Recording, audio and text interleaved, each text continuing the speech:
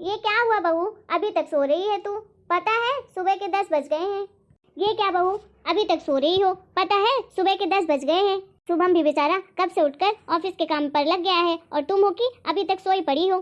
चलो अब उठकर सबके लिए चाय नाश्ता भी बना लो। मुझसे कुछ हो नहीं पाता है, वरना मैं तो तुम्हारे भरोसे कभी रहती ही नहीं, खुद ही सब कर लेती। सॉरी माँ जी, वो क्या था ना कि कल रात भर काम चल रहा था, इसलिए रात भर तो सो नहीं पाई। सुबह सुबह ही सो पाई हूँ थोड़ा सा, इसलिए समय का पता ही नहीं चला।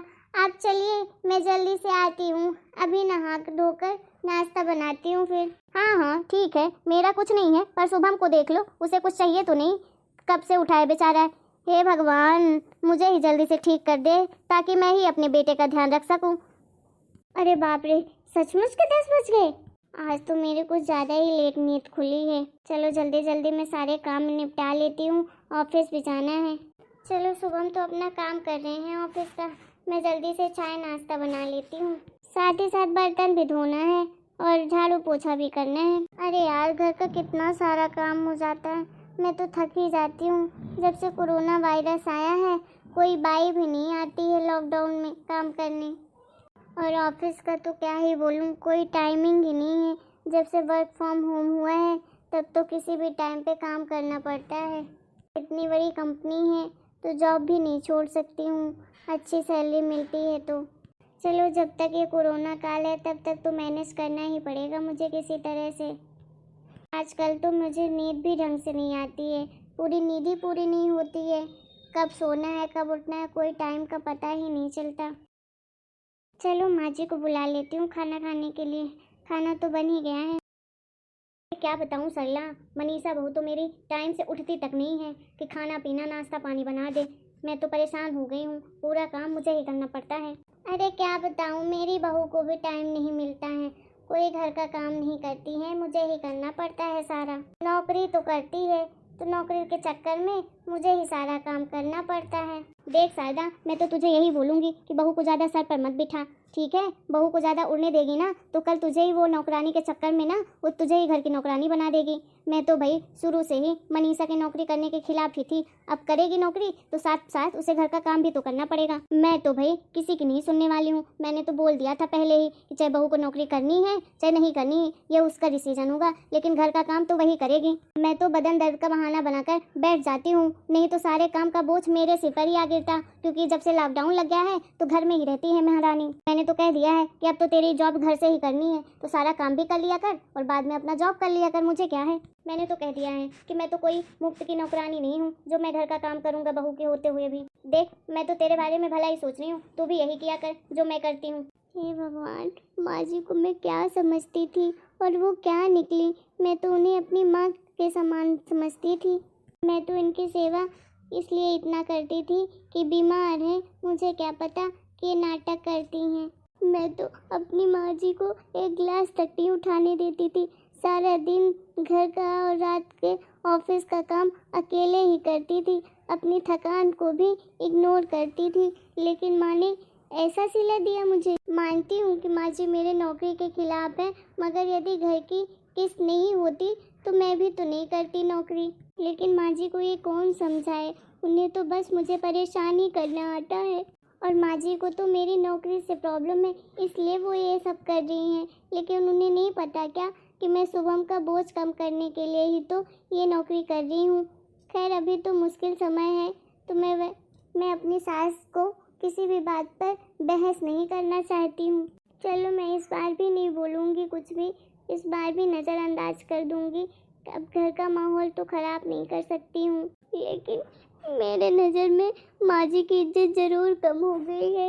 आखिर जब तक मैं यहाँ खड़ी रहूँगी इनकी बातें सुनूँगी तो मुझे और बुरा लगेगा, इससे अच्छा है मैं चली ही जाती हूँ। ये बहू मुझे नहीं जानती है, इसका तो मैं जीना हराम कर दूँगी।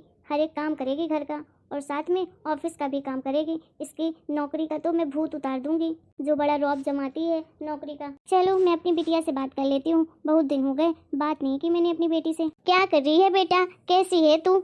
अच्छी हूँ मम्मी, आप बताओ कैसे हो? मैं तो अच्छी हूँ बेटा, तू बता। और अमेरिका में रहती है तो कभी तुझे मेरी याद नहीं आती है क्या कि अपने से फ़ोन लगा दिया कर? अरे आती है मम्मी, लेकिन टाइम ही नहीं मिलता है। इस टाइम पे मेरे सास ससुर भी आए हैं तो इसलिए और टाइम नहीं मिल पाता है। ऑफिस का काम हो जाता है, फिर घर का भी काम हो जाता है। अच्छा, तेरी सास आई है वहाँ अमेरिका में रहने? क्या करेगी बुढ़िया वहाँ रहकर? ये बुढ़िया मेरी बेटी का काम बढ़ाने आई है, उसे परेशान करने आई है और कुछ नहीं। तू ना अपनी सास को थोड़ा सा कंट्रोल में रखना। माँ, आप बिल्कुल भी माँ जी के बारे में एक शब्द भी अनाप शनाप नहीं बोलना, समझ आई आपको? पता है आपके चक्कर में मैंने उनके साथ कितना बुरा व्यवहार किया था, लेकिन आज मुझे उनकी कीमत पता चल गई है। तुम तो उनके यहाँ पर आने के कितने खिलाफ थी, मगर आज अगर वे यहाँ नहीं होती ना माँ, तो ना जाने हमारा क्या हाल होता। तुम्हें तो पता ही है कि मेरा नौकरी करना कितना ज़रूरी है। अगर माँ जी यहाँ ना होती ना, पता नहीं मैं कैसे ये सब कुछ मैनेज करती। बच्चों को संभालना, घर को देखना और ऑफिस का काम, ये पता नहीं कैसे हो पाता। किट्टू का तो बेबी केयर सेंटर भी बंद हो गया है और कहाँ से पैसे आ रहे हैं मैं ही जानती हूँ। मैं और राजेश फुल टाइम बिजी रहते हैं। ऐसे में माँ जी ने अकेले ही किट्टू के साथ साथ पूरे घर का सारा काम संभालती हैं। मुझे तो कुछ भी नहीं करने देती। अगर वे नहीं होती ना, तो माँ हमारा क्या होता यह सोच कर ही मेरे तो रोंगटे ही खड़े हो जाते हैं। वो तो कोई साधारण महिला नहीं है, वो तो मेरी देवी के समान है माँ।